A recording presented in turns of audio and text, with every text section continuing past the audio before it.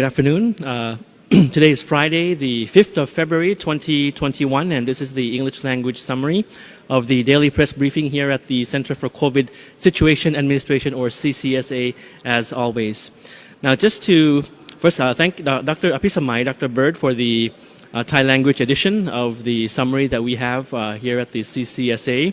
One important point which I'd like to flag off here in the beginning is about the guard, our own guard. It's important not to let our guard down. Now, from the statistics that we have so far, we've observed that some people in Thailand have been starting to put their guard down, lower their guard, because perhaps of the understanding, the impression that the situation is getting slightly better in Thailand with our active case finding missions and the like. So it's very important for us to continue to maintain the guard high, not to lower our guard at all. Now, Dr. Apisamai mentioned about the global situation and numbers. I'll just touch on that a bit. Global situation in general is improving due to the increased number of inoculations around the world, less number of infections as well. However, we're still monitoring the situation at both the global and regional levels, especially the situation in our neighboring countries. Yesterday, I mentioned about the Chinese New Year celebration, the cancellation of Chinese New Year celebration in Yaowarat in Bangkok. So, of course, Chinese New Year, the family reunions and the celebrations will take place next week. It falls on the 12th of February this year, or next Friday, 7 days from now, and it's usually marked by big celebrations throughout the country. However, the risks from local transmissions of COVID still remain, prompting the Bangkok Metropolitan Administration to announce the cancellation of celebrations in the Yaowarat or Chinatown district of Bangkok yesterday. And since the last wave of COVID started in mid-December last year, Bangkok itself reported 802 cases, or around 4.70% of community infections. So given that we should not let our guard down, given the risk that still remains, the Bangkok governor has expressed that he does not want to put any residents at risk, and has deemed it necessary to call off celebrations of Chinese New Year for public safety. Traditionally, Chinese businesses and residents of Chinese descent, along with City Hall, would jointly organize an activity for the annual celebration and feature various entertainment activities, various food stalls, and well-known performances, and a variety of exhibitions, including food exhibitions as well. So many difficult decisions have been made by authorities. We thank all of you for your understanding on this. We're constantly evaluating to decrease the control strategy, on the disease control strategy, to address the changing circumstances. So that's about the Chinese New Year for next week. I'll move on now to the general situation and the number of cases that we have for today. We have, for today, new confirmed case as 586, as you can see on screen now on the left blue box, 586 new confirmed cases for today. The total number of active cases that we have is 7,234, meaning those who are still under treatment. And there are no new fatalities, making the cumulative number of fatalities in Thailand remaining at 79. Now, I'll just go a bit further into the number that you see on screen, 586 confirmed cases for today. Because there's actually a variety of ways that we can present the information to you for your understanding.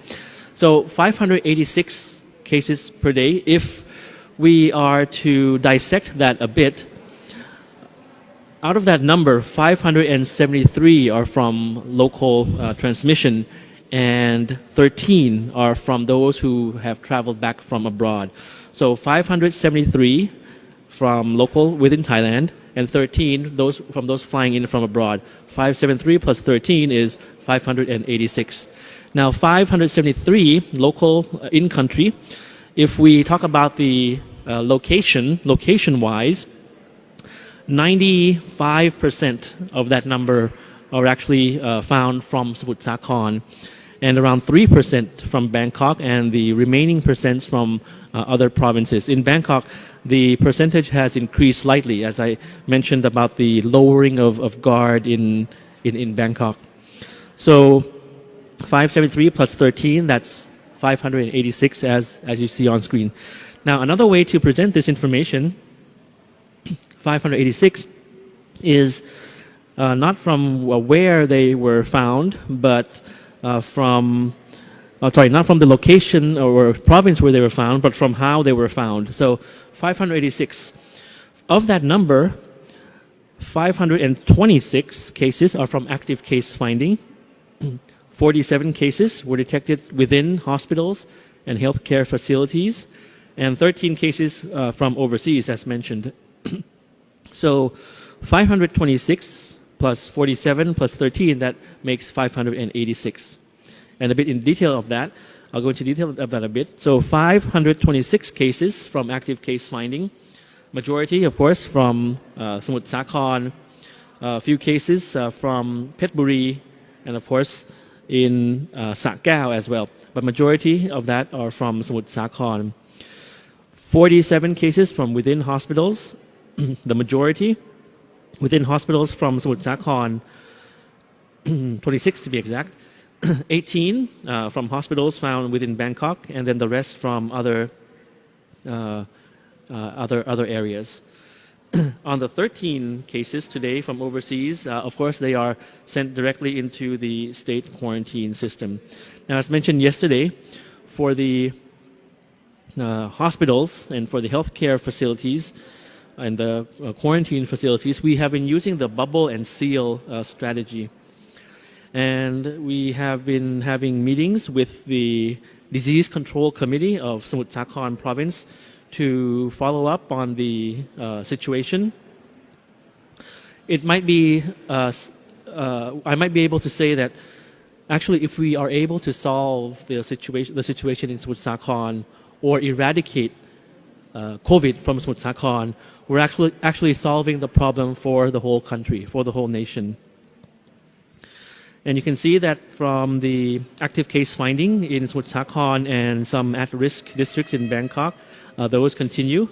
Just to reassure you that the Health Ministry continues to monitor and advise various business establishments to maintain the stringent disease control measures in the attempt to ensure maximum public safety. The disease control officials have analyzed actually the cause of local transmissions in Bangkok, and they have found that in many cases of local transmissions in Bangkok, they are from social gatherings and parties where people were in crowded places and did not wear face masks. Dr. Apisamai actually showed you just now a chart on some new cases found in Bangkok, which a number of them are from these types of social gatherings. Many cases were also found from social interactions at the office, where work colleagues were in close range, close interaction with each other, and did not wear a mask, or they shared utensils during meal times.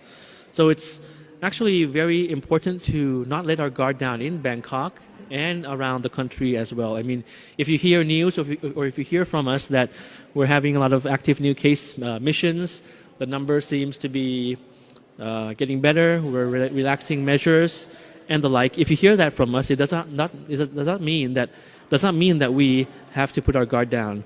So a poll, Dr. Pisamai mentioned about a poll that found that in Thailand there has been starting to be more people putting their guard down, slightly putting their guard down. So just to stress that we continue to stress the importance of the basic precautionary measures on a daily basis.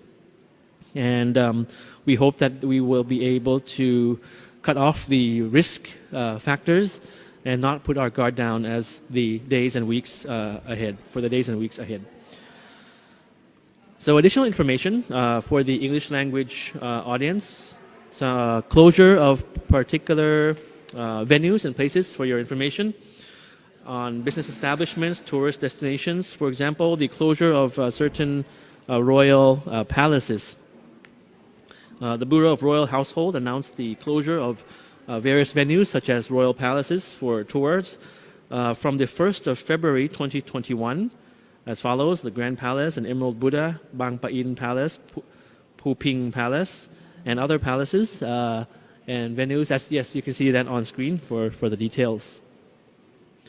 Another information is that actually, as we have said quite often, some venues might be closed, but it might be the opportunity for us to visit places online, actually have a virtual tour. So just about virtual museums, and you have that on screen. You may want to visit some museums online during this time instead of going out physically, such as the National Museum in Bangkok via their website, which is seen on screen. It also includes exhibits on various regions of Thailand as well. In addition, the virtual museum website, which is virtualmuseum.finearts.go.th. This portal provides virtual tours of museums throughout the country in both Thai and in English. Moving on from culture to nature-based attractions as well, you can see coming up on screen a list showing operational status of various national parks throughout the country. Yes, right there from the Tourism Authority of Thailand, I believe. So as of the 1st of February, a total of 139 national parks have resumed under new normal operations, while 16 national parks remain closed for until further notice. So I'll talk now a little bit about the Thai Red Cross Society's appeal. Last time I mentioned about blood donation. The Thai Red Cross Society is calling on recovered COVID patients, those who have already recovered, to donate their plasma.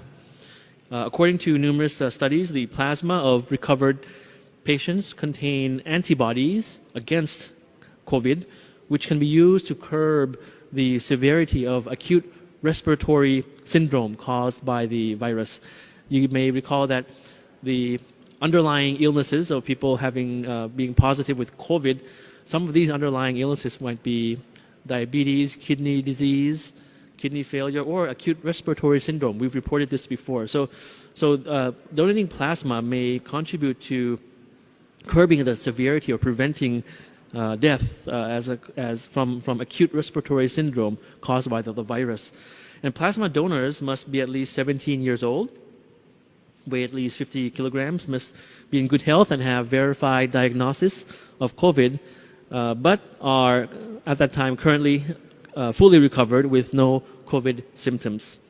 And donors can contact the National Blood Center, the Thai Red Cross, at the Ongri Dunang Road in Bangkok for further information and about the donation procedure as well.